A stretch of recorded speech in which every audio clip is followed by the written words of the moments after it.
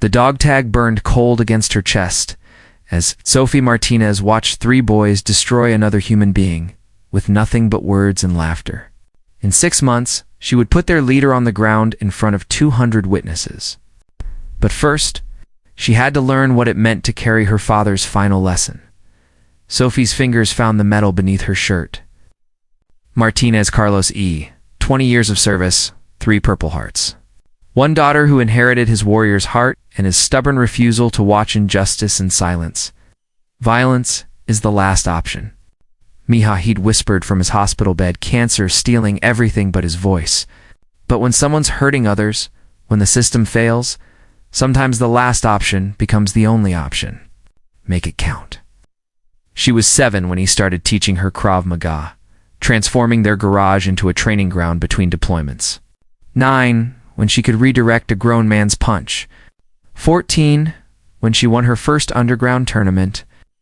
Her mother watching in her Air Force JAG uniform, pride and worry warring in her eyes. 16 when she buried him with full military honors. The rifle shots cracking across Arlington like her breaking heart. Now, 2 months later, she sat in the Westfield High School cafeteria, watching Tyler Brooks hold court at the VIP table, the golden boy of Westfield. Quarterback, valedictorian track, son of tech billionaire Harrison Brooks. His laugh cut through the lunch crowd like shrapnel. His 2 lieutenants, Connor Walsh and Derek Chen, flanked him like Secret Service agents. They were destroying a sophomore boyhood. Made the mistake of asking Tyler's ex-girlfriend to homecoming, "Connor, please tell me you're recording this." Tyler's voice carried that particular pitch of cruelty that came with never facing consequences. The sophomore, Sfei didn't know his name, stood frozen in their circle. He couldn't have been more than 15, all awkward limbs and acne, wearing a Pokemon t-shirt that probably felt cool when he put it on this morning. I didn't know she was," the boy stammered. "You didn't know?" Derek stepped forward, all fake sympathy and real menace. "Bro, everyone knows Rachel is off limits," was Tyler corrected, his smile sharp as broken glass. "Was my property. Now she's nobody's. But that doesn't mean bottom feeders like you get to shoot their shot." Sophie's hand tightened on her father's dog tag. The metal edge bit into her palm. Not yet. Not for this? She'd been at Westfield for exactly 9 days. 9 days of careful observation, of mapping the social battlefield like her father had taught her. She knew Tyler Brooks ruled Westfield through charisma, cruelty, and his father's strategic donations. "Tell you what," Tyler said, his voice dripping false generosity. "I'm feeling charitable. Apologize for existing in my space, and maybe I'll let you walk away with just embarrassment instead of..." He picked up a bowl of cafeteria chili, weighing it thoughtfully. "Tyler, bro," Connor laughed. "You're not actually going to? Why not?" "Kid needs to learn about natural selection." The sophomore's eyes went wide. He tried to step back, but Derek was already behind him, blocking retreat. That's when Sophie made her first mistake.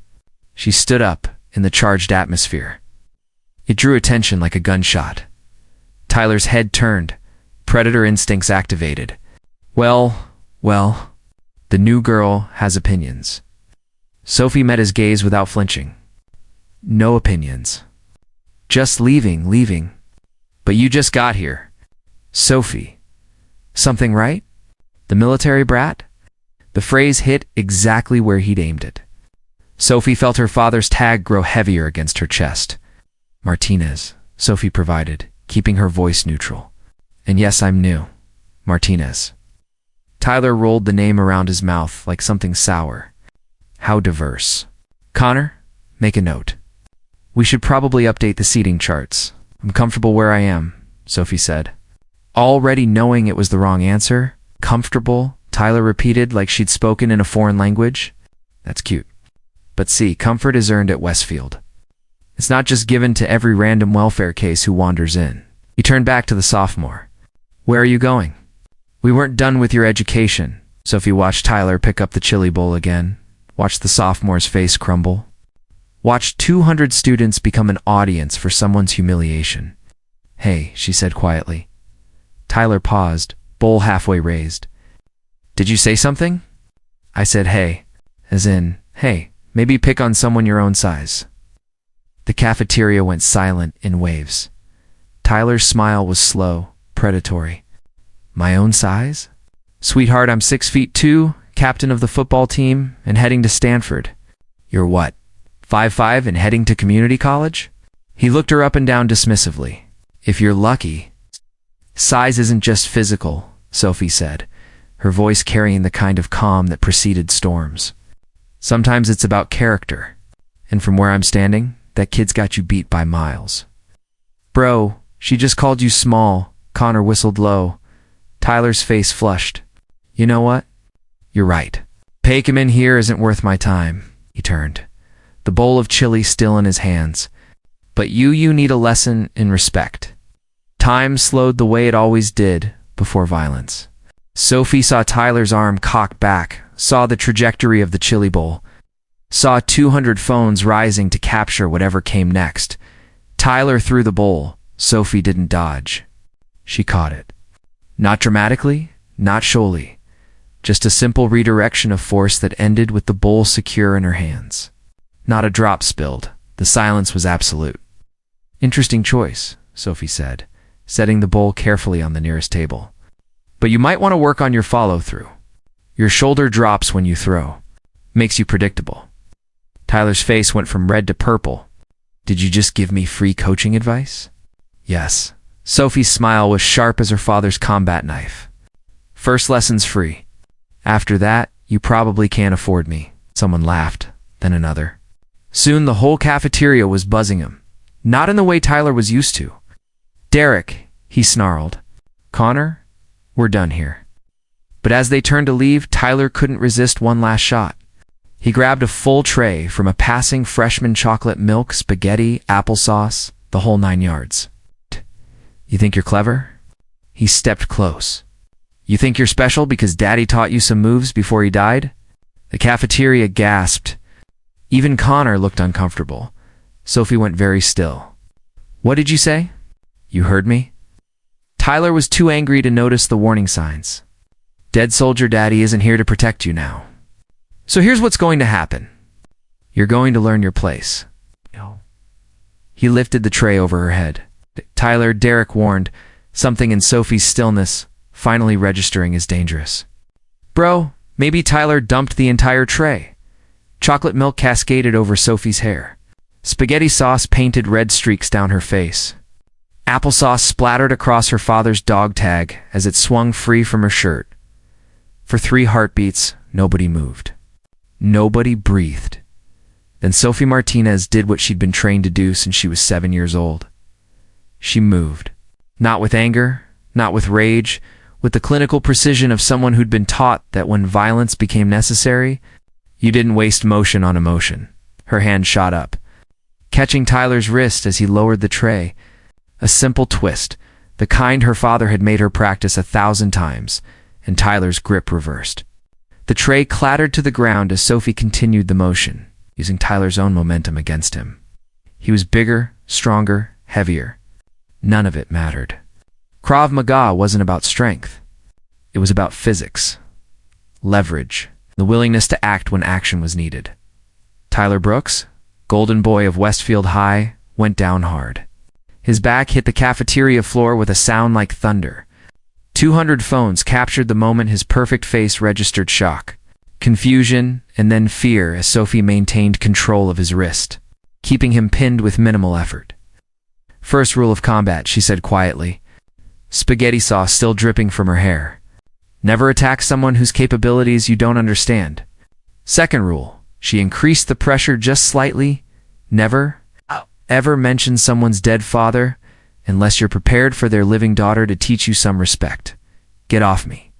Tyler writhed, but every movement just locked him tighter. My father will sue. Connor, stop recording and help me. Connor stood frozen, phone still raised. Derek took a step forward, then stopped as Sophie's eyes flicked to him. I wouldn't, she said calmly. Your stance is wrong. Your weight distribution is amateur, and you telegraph every move. The McDojo training shows. Derek stepped back. Sophie looked down at Tyler, then around at the silent cafeteria. At the phones recording everything. At the sophomore still clutching his saved lunch tray. "Here's what's going to happen," she said loud enough for everyone to hear.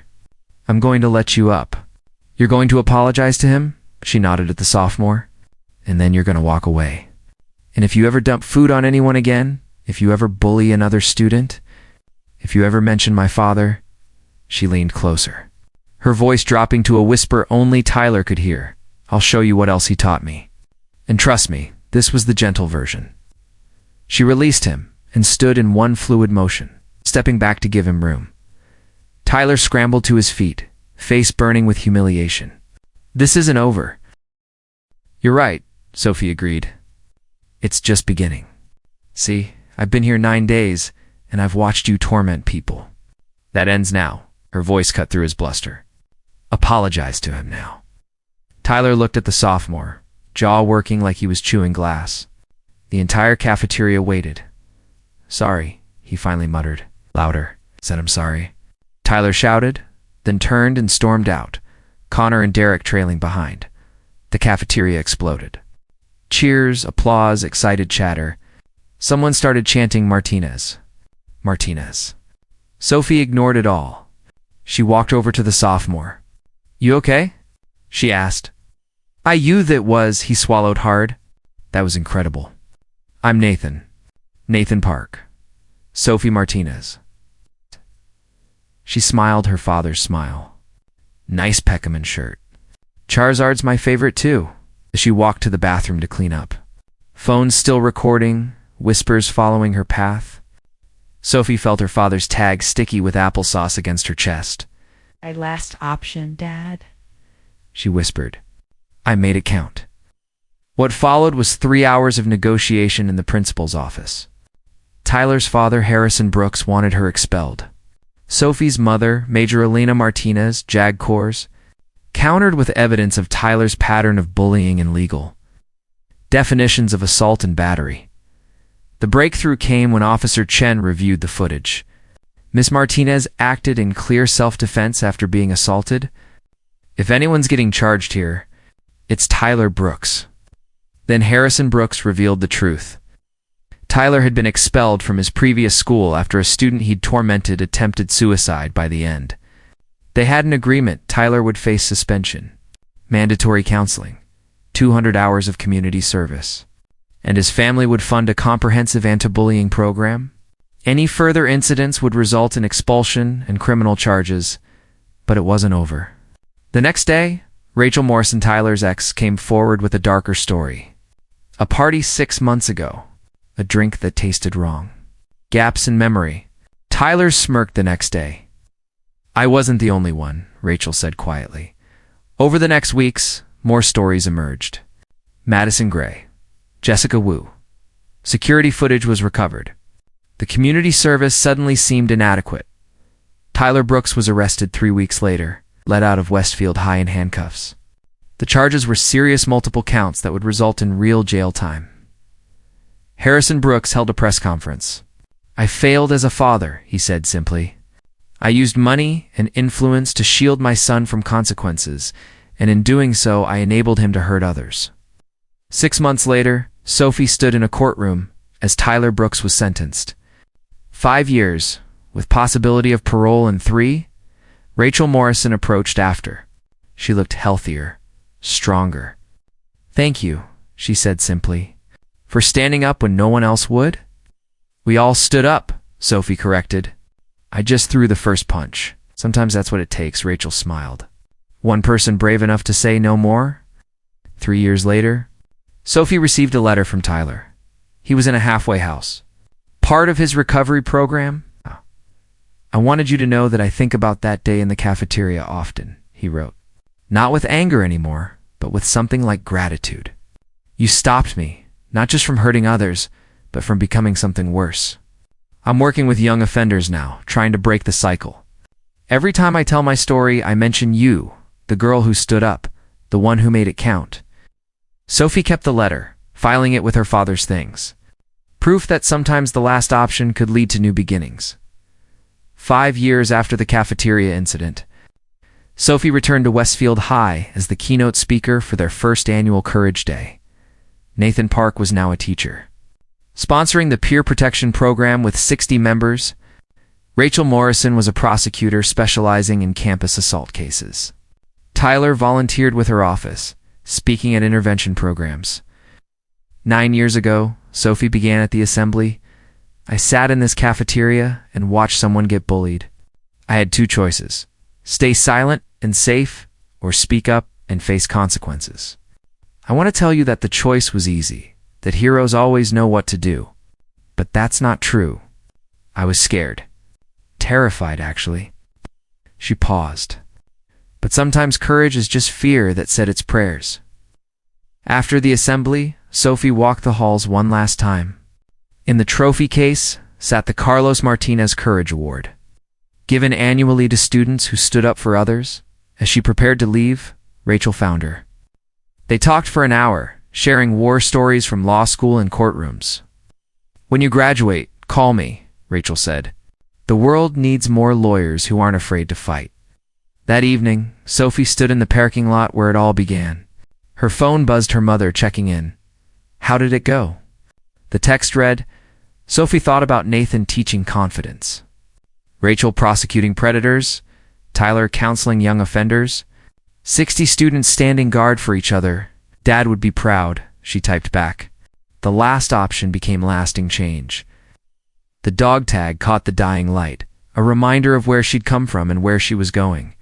Yale law waited, then a career defending those who couldn't defend themselves.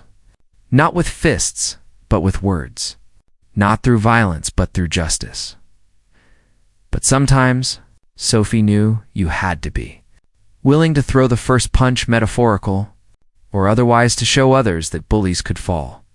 Tyler Brooks had learned that lesson in a cafeteria covered in his own spilled food and Sophie's righteous fury.